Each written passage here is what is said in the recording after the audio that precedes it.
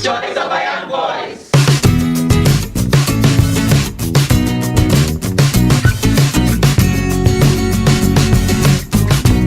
Hello, welcome to The Choice of a Young Voice. This is a series where we talk about the different choices that we make as young people in this generation. Now, we're going to talk about something very important. Have you ever heard of piggy banks? When you were a young child, I don't know if, did your parents ever give you a box where you'd have to leave your coins inside and let it pile up? That's what we're talking about, saving. Have you been taught how to save from a young age? And if you haven't, don't you worry. That's what we're going to learn to do today. Saving and investing. And to help us understand this concept, we have two guests with us on set. Professor Rono and Mr. Jared. Hey, I always have a problem saying Jared Cheruyot. Cheruyot. Yes, I got it. Yes, thank you so much for joining us. Thank you. Professor Rono is a professor in a university and also happens to be a businessman. Mm-hmm. He is going to help us understand how he managed to save and invest and become the person who he is today. Mm-hmm. Thank you for joining us. Jared is an amazing accountant, treasurer, all those things to do with money. And we thank God. Thank you for joining us today. We have an audience of young savers and investors, I hope, who are eager to learn more. Thank you for being here. Now, how do you develop that culture for saving and investing? First of all, it's important to define what savings is all about. Savings has to do with that part of income that is dedicated or set aside for a period of time for purposes of investment or for purposes of taking care of your future needs. Mm-hmm. I would put it like that. Mm-hmm. Maybe Jared could tell us something about investment. Yes. Mm-hmm. Okay. Basically, I believe saving helps you to create surplus. Because when you put aside some income, then you will have surplus. And I believe someone who has surplus controls circumstances around him. But someone without surplus is controlled by the circumstances. So the only way to remain free, where you are in charge of things, is having this security of a little surplus to control whatever comes around you. And I believe that is when now you can have something to invest. If you do not have savings or surplus, then what will you invest from? Because investing means developing for the future. Yeah, and so without savings, you cannot invest. Okay, thank you. Did you ever save coins in a box? How many did that at some point in their lives? Then you used all the money. Okay, maybe you could help us understand then, why is it important to have this culture? What are the benefits? Mm-hmm. One of the benefits is that when you save, you are able to have future protection, financial security, and especially when you have saved and you are able to invest, when you invest, you multiply that savings, and therefore it gives you an assurance, I would say protection in the future. You are able to, as my colleague has said, you are able to control circumstances. You are able also to take care of your needs, and especially for us as youth, when we grow up, we get married and expenses grow. So when you have savings, you are able to take care of those new or increasing expenses. Wow, thank you. That's one benefit. Yes, do you have more? Yes, I think that is very important. Maybe to add to that also, one of the most important reasons for saving is to take care of those very rainy and difficult days. Even as a young person, you can easily go through very dry days where your savings will help work for you. Because right now you work for yourself, create some backup, but then there will be a time when you may not work, or you can be out of a job or sick. Your savings is what will work for you and help you keep moving. Another thing I thought of is there is this desire from all of us to stay debt-free. The only way to stay debt-free, especially as a young person, is to save. Or else, whatever you'd want to do, you may want to run for a debt. Yeah. And of course, as Professor said, it is good for improving your financial capability. The only way you can grow financially is by saving. And then, as some of us, you know, African culture, I feel like we're not trained well enough from a young age on how to actually, you know, use your money well, save, and all those things. So we don't know how to use our money. When we have money, we just use it on things we want. It's hard. How do you develop that discipline for, I can actually put this aside and not touch it? When there's this really good phone, that, okay, maybe not even a good phone, it could be food, you know, this really nice meal you want to eat and you have this money. How can you have that? Okay, to develop the saving culture, you actually have to learn to control yourself, to have self-control, to be determined that whatever you have decided that is not going to be touched, whether whatever comes, you're not going to touch that kind of money. So when we talk about savings culture, you develop the culture by actually developing the habits, the habit of, you know, keeping it, saving it, and ensuring that you don't spend. Yeah, that is how you develop the culture. Yeah. And before you continue answering, does the amount of money you have matter? What if you feel like you have too little to put aside anything? To me, I believe you must save however little you are earning, however little you are getting, because there is earning and there is also probably getting from parents, especially as young people. We may still be depending on people who have brought us up, either parents or guardians. However little they give you, you will notice that even a shilling counts when it comes to saving. So it doesn't matter whatever level you are in. And I believe here parents play a very important role, which I believe probably Prof will tell us more about that. Parents play a very important role when it comes to encouraging that culture of saving from a very young, tender age. How they can be able to have that piggy bank, as you are saying, to be something so special, so that the child will always remember that before I even think of buying the candy sweets or whatever, I must make sure there is something in that box for the future. So I think parents play an important role, and at the same time, we should just be sure that before I spend, I should budget to save. Okay. Yeah. How many of you save? You're about to add something. Yes, I wanted to say on what you said.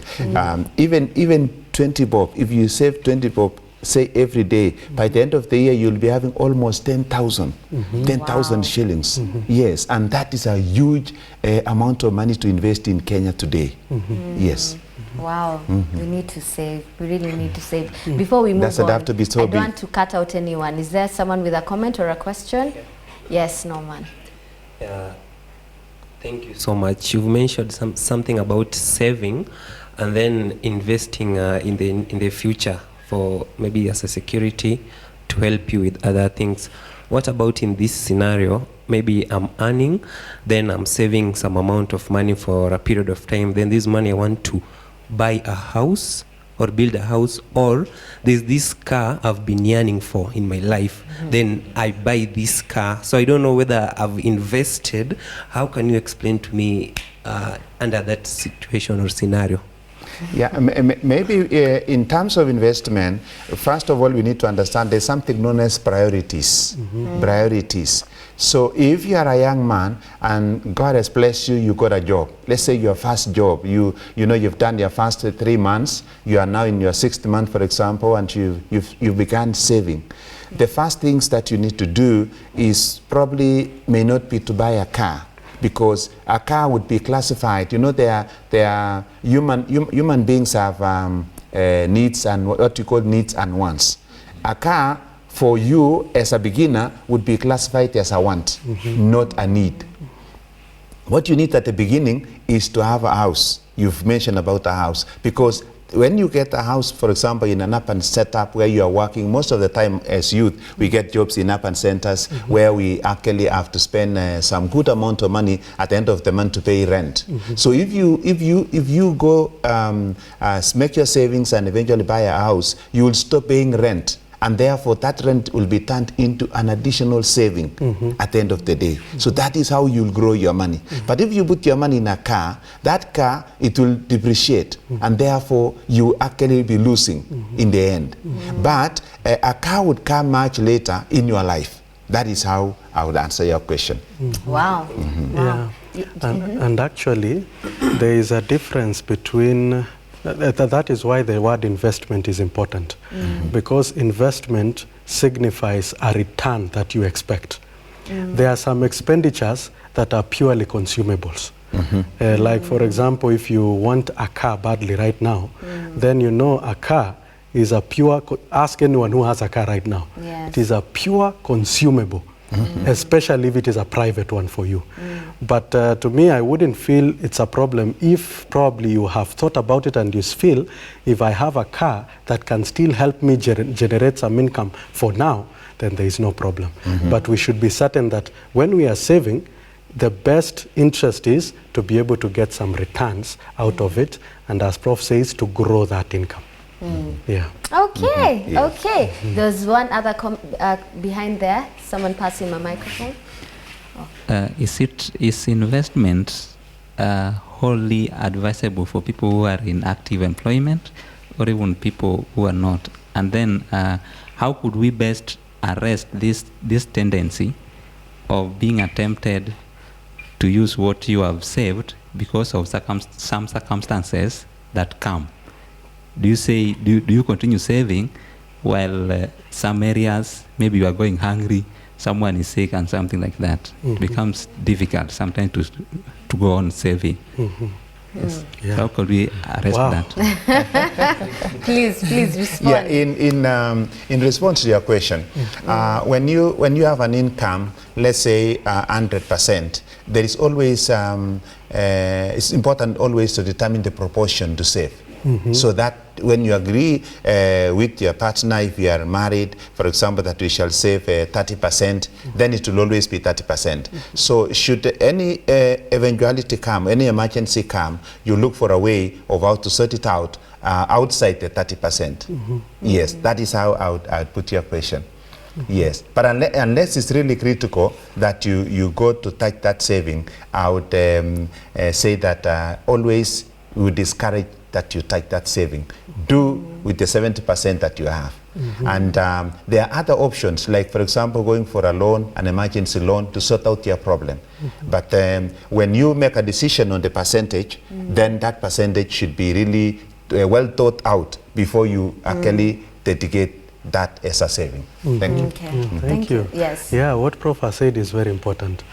I would also add and say, one of the reasons why you can be able to have the proper use of the savings is when you live within your limits or within your means. You ensure that your expenditure is below your income.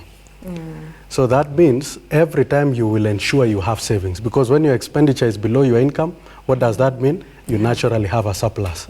So when you have a surplus, your emergencies, whenever they come, the expenses that you have, that means they can be taken care of.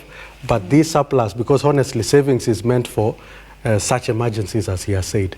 There won't be anything wrong to take from that. But when you are struggling, the way Prof has said, when you are struggling, you can adjust. I have seen many scholars advising, and many people who practice this thing very nicely, say at least 20% of your income you can save, or 25%, but make sure at least you don't spend more than 50% of your income on your routine expenditures, so that you can save 20 and 25 and probably invest 25. And that is after considering what belongs to God. Should never forget. Oh, yes. Amen. Amen. In fact, that's what you should start with. Okay. Yeah. we're running out of time, Yes. but we'll still continue expanding on this. Maybe you could also share with us how it has worked for you. Was it difficult? Did you have, at a young age, did you start saving from a young age? How did it actually work for you? But when you start talking, I might cut you short because of time. It's okay. I would like to say, first of all, when I began, I used to save a small proportion of my income. But as time went by and I got a salary increase, so I also increased the amount of saving. That is how I was able to save. The other thing is, as a university professor, I used to do research. And I'm still doing research. And so my earnings from research, I decided that I will never touch my earnings from research. They would all go straight to the savings account. And then I would have a percentage of my salary again go to savings. That's how I was able to put my savings. And then that saving, I was able to top up with a loan and then be able to begin now to invest. I bought land. Then I was able to put up buildings. And gradually, I was able to establish a college. And from there, I've been able to grow as a businessman. Wow. In short, for now. Wow. Yes. Wow, this is nice. When we come back, we're going to go for a very short break right now. When we can come back, we're going to learn more on now how can we save as an employed person, as a young person probably who's still living under their parents' roof and is not earning anything. How can we, what are the practical ways we can do it right now? And especially if we never used to do it before, how can we develop this habit? Stay with us.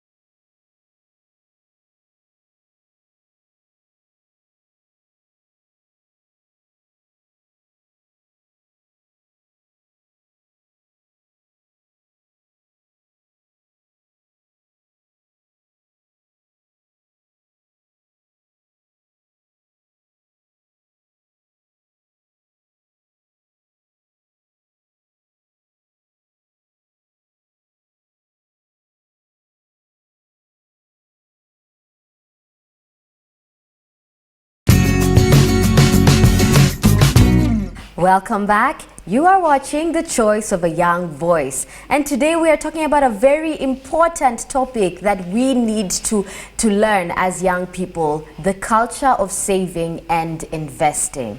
Before we went on a break, Professor shared with us his story of how he managed to save and eventually invested as well.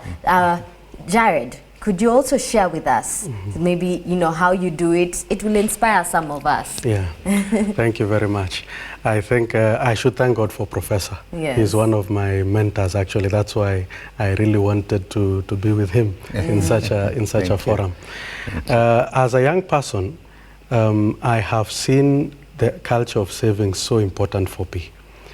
As young people, we must be honest. There are some things we would like to just do for fun, things that will make me feel good.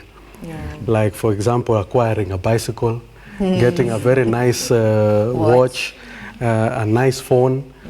I noticed sometimes it is very possible to buy those things that may not be necessarily needs at that time, but they are very good for a young person. You would feel accomplished without necessarily going for a debt. And the only thing I noticed which helped me is by planning ahead.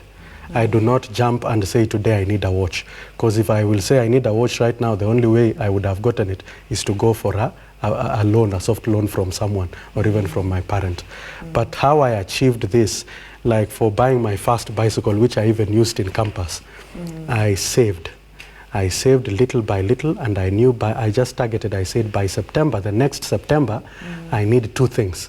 I need a computer, which I will use for my classwork, and I need a bicycle, which I'll use to rush to school. So from my small pocket money that I was receiving, and probably some help loan, I set aside some specific amount And I built it for the following 5 or 6 months before the next semester. Sometimes it would not be enough, obviously. But when I went to my parent and told him, do you know what? I need this. And so far, I have this. Do you know, it was so easy for my parent to tell me, oh, Jared, that is good. What is the remaining? Most of the time, it is almost 25% that is only remaining. He would find it easy to just top up, the way Prof is saying. And I acquired my computer in second year. Those days, computers were not so easily acquired. So when I had one, that was really an achievement because of what I had saved. And then I also acquired a mountain bike. That time, do you know, in campus, having a mountain bike was like driving a car. So I was really happy about that, and it's because I saved. Though it was not enough, but at least when my father and my mother, especially the computer, it's my mom who helped me to buy. When she saw that I had saved to this extent, she helped me buy the computer. Yeah, because I had saved enough. Thank you, thank you. These are very inspiring stories. Now let us. Maybe you could help us learn now how to actually develop that culture. Develop the culture. Yes. I would like to say that there are 3 institutions in our society or communities that can help us to, to inculcate the culture of saving. And that begins with the family. The first one is the family. The second one is the school. And the third one would be the employer or a workplace. So those are the 3 places where we can actually learn to develop the culture of saving. Let me talk about the family. There are 2 issues in the family. The first one is in the family, we can teach our children to learn how to save by participating even in the simple budgeting in the family, where you have to do the budget, let the children get involved in actually drawing the line items to be purchased. And then as you do so, make sure that there is a separation between one's needs and wants. So the child will learn and see the difference between needs and wants. And they will realize that needs are those things that are necessary, you must have them. Then the wants are those things that you may not. And so as we show them how to make the choices, at that point they learn. Yeah. The second one within the family is also to help them do practically on behalf of the family. Like, for example, the youth. When the youth are grown up, you can actually entrust them with shopping. They can go do shopping themselves. And you stay home as mom and dad. That is how they learn how to save. And then you tell them, you have 1,000 shillings, please ensure that you come back with 200 shillings. And they go struggle and come back with 150 shillings. And you say, congratulations. Or they come back with 100 shillings. You say, fantastic, you've made an achievement. So that's how we can learn within the family. Thank you, thank you. Maybe you can expound more. Maybe I can touch on the issue of school. Okay. You see, in schools we can come up with savings clubs. Yes, and through this, our children and our youth can learn. In school also, we can, at the moment we don't have this in our schools. We can actually incorporate in the curriculum what we call financial literacy. And through this financial literacy, we are able to teach the young people, the children, the youth, to know how to save and develop that culture. Yes, So through those we can, yes.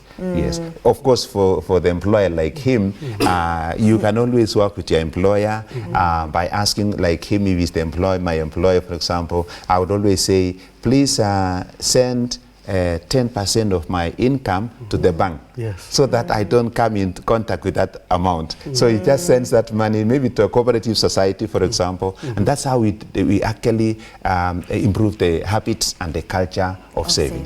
Thank you. Wow, wow, thank you. Do you have more? Yes, probably. I thank God for that insight from the school, family, and employment insight. If I look at it from the personal way now, how do I develop it myself? I think the first thing I should have is a plan on expenditure. What do I need to spend on? And put the priorities very clear also there. What do I need? What do I want? The way we said. And then number 2, we need to always have a budget. However small, even if you are a student and you receive 5,000 as your income or your pocket money, you must have a budget, whether written down, which is most preferable, or even in your mind if you're very sharp. You know that with this 5,000, this is what I need to do. For example, for all children of God, we know we have to put aside what is God's money. Yes. Should be in the budget. 10% goes to God. Then you look at, based on point number 1, what you need to spend on. You will say, these are my recurrent expenditures. Let me put maybe another 2,000 for my housing or for food or whatever. And then number 3, in that budget there must be the line item for saving, the way Prof had said. It must be there clear in your budget, even if it's 5,000, 1,000 probably saving, or 500, or however little, depending on what you're spending on. And then after that, of course, something small to invest also, which is very necessary. Those 4 parts, giving to God, your recurrent expenses, savings, and then investments must be in your budget. So in whatever little income you have, make sure there is a clear budget on how to spend on it. Don't just start spending the moment you receive money, and you start from the word go without necessarily 10,000. planning. Yes, because thank you. there is a lot of things that will look for that money. That's true. And they are always available. That's true. Yeah. Before now, I would like you to explain more about now investing, you know, how we can start investing as young people. But before that, I'm giving allowance to one, hey, wow. Okay, let's start with this gentleman and then the lady. Can you develop that culture of saving when you are maybe 35 to 40? What do you... When you are... You're already 35. old? Yes. Okay. There's, the next question, we'll answer them. Okay, my question is it proper to save in a bank, or it's just good if we save at home? Because we find that when you save in bank, the interest is too small after 1 year.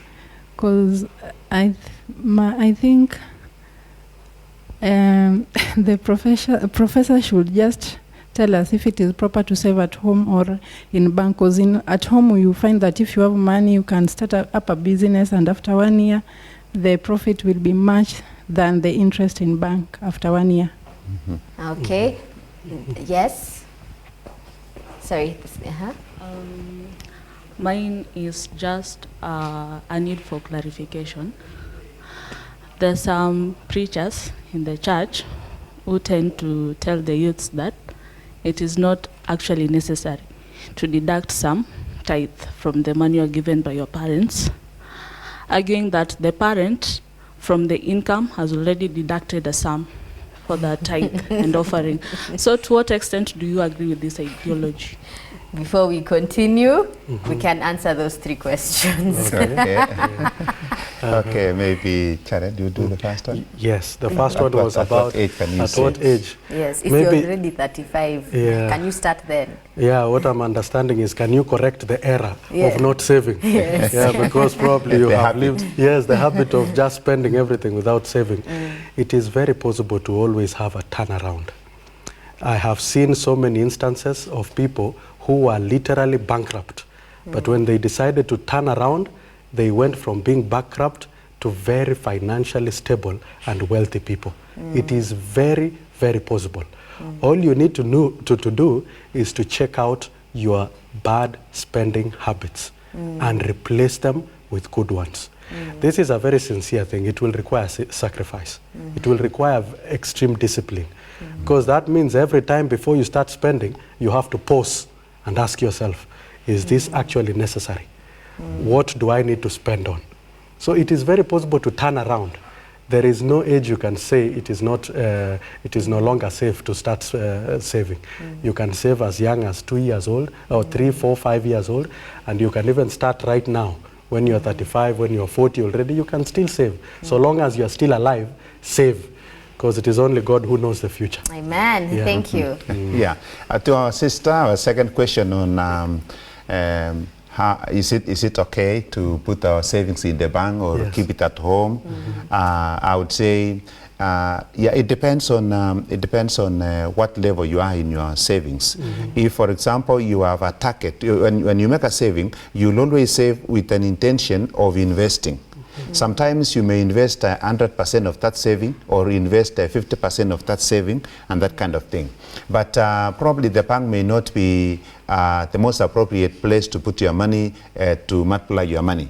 The best is to actually, as you put it, is to invest in a business enterprise that will grow your money. Or you can even put your money, like in Kenya, there are regions like the cities. When you buy in a town, if you buy a plot and just leave it there, it will grow faster than the way your money would grow in the bank. The bank would grow at 7%. If you buy land, it will grow around 50%, between 30% and 50% in a year. So that is the right place to put your money. If you are self-employed, then you can put your money in the business that you are managing. But if you are not employed, then you better put your money in a place where it can grow in your absence. Yes, or if you have time out from your place of work, you can invest in a business that you can have some little oversight, maybe during your time out of your place of work. Wow. Yes, Okay. and your money will grow. Yeah, Yes. that's very key. And I also noticed these days in Kenya, we've had something that is so popular with ladies, merry-go-rounds. The chamas. Do you hear the chamas? Yes. To be very honest, I think this is a very practical way of saving also. I've seen it amongst, even my own wife, she belongs to a few of them. Initially, I used to be worried, what if those people run away with the money? But I noticed you can get people who are trustworthy, whom you are connected with one purpose. Like, for example, if you belong to one church together, Yes. or you are in one office together, you work for the same company, you can create a merry-go-round where all of you save something and it's given to one person. We know how it works. That one helps you to save because every month, especially if you belong to one of those teams, every month you know you have to give. So it will force you to save because you received during your turn, so someone else is waiting for his turn. So it will help you to give all the time, and you know when you finally receive that huge amount, then you can invest the way the professor is saying. So that's one way. If the bank, you may be a bit worried about the banks, you can use the merry-go-rounds. On top of that, you can use trusted people also. See, there are some people who can be very trusted to you. You tell them, do you know what? Keep this money from me until it builds to some amount, then I can use it to do something serious. Wow. Okay. By the way, I was checking, Charet, the amount of money that is kept among the called the merry-go-rounds. Yeah, it's now over in Kenya. It's over 100 billion. Wow. It's over 100 billion. Research has shown that people have saved beyond 100 billion. So it's one of the most reliable ways of investing. Thank you. About tithe. Tithe, yes. The truth is, if you are receiving, then that is an earning. So if for a student, if you got some money from your parent, pocket money from your parent, it's an income. It's an income. As much as, or as long as that income or that pocket money would not go 100% to meet your needs that your parent has told you to meet. If, for example, your parent tells you, here is your 1,000 shillings, you are going to buy whatever you run short, then if at the end of the month you have spent only 500, then the 500 shillings you have remained with is actually an earning, is an income. So you give tithe 10% of that.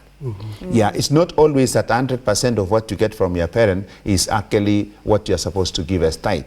For example, if I'm in school and I've been sent via M-Pesa by my parent 2,000 shillings to buy, you know, the basic needs like soap and whatever, then I remain with 600 shillings. That is the 600 we are considering. Yes. We don't consider the 2,000 you are given. Yes, thank you. Okay. And I that would makes clearly encourage every young person, if you want to save, do it to God first. Amen. Give Amen. tithe to God. That is one of the surest ways to save and invest, because it shows that you're partnering with God even in your financial life. Amen. Yeah. Thank you. Amen. Thank you so much. Now, investing. We don't even have much time to get into it Yes. much. Maybe you can introduce what are the ways we can invest as young people? Okay, maybe, Jared yes. can start us off. I think this requires a lot of creativity. Yeah, because you know, for you to invest, then you must have innovative ideas on where to put your money so that you can generate returns. That is the basic principle. You must do something that will bring returns. And so you need to look for creative ideas of how you can invest so that you can get the soonest returns. For example, take an example. Right now, one of the things that is so detrimental to the saving culture for young people is betting. You know this the issue called betting in the televisions. Actually, every day you will find almost 10 to 15 advertisements during prime time for betting, most of them sports. I also checked some document that we were looking at with Prof here, where it says the betting industry is almost 2.1 billion now in a year. Much more than and that. they are annually growing, almost 7% growth in the annual returns on betting. Wow. So that shows you clearly the betting industry is not meant to grow the income of young people. That is the fact that young people need to know. Betting industry does not grow your income. Instead, it steals your income. So if you have seen such a problem as a young person, what innovative idea is there for you? And Do you know you? Pause there. Yeah, yes. Pause there. We are going to come back Yes. and now you'll advise us now as your closing remarks on the best ways we can invest as young people. We'll be right back after the break.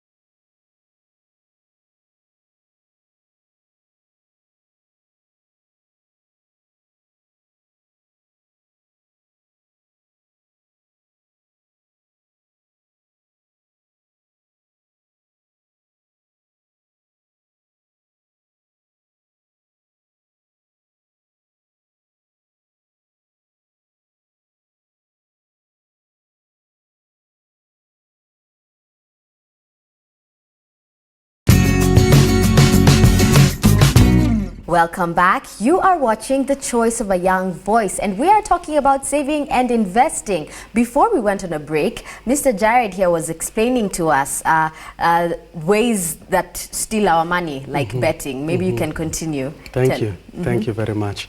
I was actually looking at the innovative ways that you can come up with to invest. Yes. And we saw that problem of betting, you know, is taking away money for all the youths. So the best thing you could do, look for an idea. If youths are having this challenge, probably can I begin a rehabilitation center to help those who are addicted already, or show them how they can invest that income very fast. And what I would say is that you do not need to be so risk aversive. Be willing to risk so that you can invest. Have a passion. Let me say this very fast. Have a passion. Say, what line of investment would I like? Choose someone who can be a mentor on that line. If you want someone who has done real estate, look for someone like, for example, Professor. Ask him, how did you begin? Professor will show you how you can begin small. If you are in campus, there are some aspects that are very free to begin in campus, like photocopying machine, selling foods to the students. Don't fear to begin. Just begin. When you begin investing like that, slowly you learn, because you are the one who will teach yourself as you continue. It can be a unique situation for everyone. So depending on the circumstances where you are in, if you are a student, look at the options that are available for you, which you will have passion in. Then look for an accountability partner or a mentor in that area, so that you can get a little experience and then risk and start the investment. Thank you. That's wonderful. Thank you very much, Jared. In addition, I would like to say, though, that as youth, we would classify youth into two categories: those of us who are through campus, those who have been employed, and those of us who have not been employed, although we are through with campus. Let me begin with those of us who have been employed. When you are employed and you have been able to save a certain percentage, let's say 20% or 25%, as Jared put it, of your income, you can actually top up that saving by just going for additional loan and top up that saving and start investing on the various types of business enterprises or business ideas we would like to mention. But before we come to that, let me talk about those who are not employed. Those of us who have left campus, we are at home, we don't even have a huge income, but at the end of the day, there are so many business ideas, business enterprises we can start between 5,000 to 100,000 shillings. And with that, such as, for example, you talked about photocopying, I would say, for example, selling food, selling even juices, you can begin small like that and keep making profit and saving again and multiplying. There are other areas like selling second-hand clothes. One of the most rewarding business ideas in this country is selling second-hand clothes. You get almost 100%. You buy something at 50 shillings, you sell it at 100 shillings. And people just buy. You already make 100% profit and that kind of thing. So there are quite a number. Maybe Jared could mention a number of enterprises that we as youth can start working on and be able actually to utilize our savings.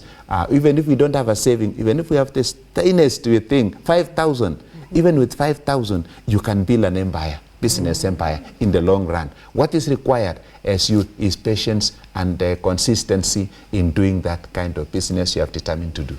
Amen. Yeah. Amen. Yes. Thank you. Maybe I would want to add and say you may not really necessarily need huge amounts of income to start investing. Yeah. With the little that you have, look for business ideas that can start with that so that you can grow others based on that. You can even start an online marketing. Young people have smartphones these days. You can start marketing things on Facebook or on a YouTube account, something like that, which generate income these days. So you don't really need to start big. Because starting big, you may need to wait for donors. But start small with whatever you have. Don't fear to do any job. You can even start by cleaning, and from that, start a cleaning company. You see, haven't you seen of graduates who have cleaning companies and they manage them? Yeah, so I think the issue is start small and then slowly by slowly you grow. And of course, as you partner with God. As a last one. In 5 seconds. Yes.